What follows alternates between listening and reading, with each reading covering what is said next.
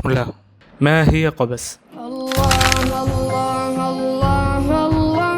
قبس هي فريق تطوعي من شباب وبنات قرية المحروسة يهدف إلى نشر العمل التطوعي الخيري في نفوس الأهالي، فالتطوع في أي خير داخل وخارج القرية هو هدف قبس. تهتم قبس بالنشء الجديد وتهدف إلى تنشئة جيل واعي سلاحه العلم والمعرفة، محب لدينه ووطنه ونافع له. فالفكر هو فكر إصلاحي دون أي تحزب ولا أي عصبية أو قبلية، فقط فعل الخير. إشغال الشباب والبنات فيما ينفع واستغلال الوقت في عمل الخير والعمل الصالح وتكوين بيئة صحية صالحة تجمع أصحاب النوايا الحسنة والهمة العالية في الخير، ومن يريد أن يفيد ويستفيد هو هدف قبس الرئيسي.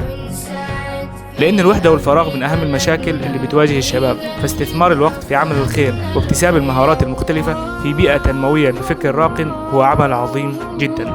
فكل وقت في حياتنا الدنيا هنسأل عنه، عن عمره فيما أفناه وعن شبابه فيما أبلاه. قبس مش مجرد فريق خيري أو تطوعي، قبس مجتمع لكل محبي العلم ومحبي الخير ولكل أصحاب النوايا الحسنة والأخلاق الحميدة. قبس وقاية ونور تضيء الطريق لكل الأجيال القادمة. حاليا قبس في كل بيت، سواء بتكريم طفل أو بمساعدة إنسان أو بزراعة الأمل ونشر الخير، ودي ثقة ومسؤولية كبيرة على عاتقنا، والله المعين.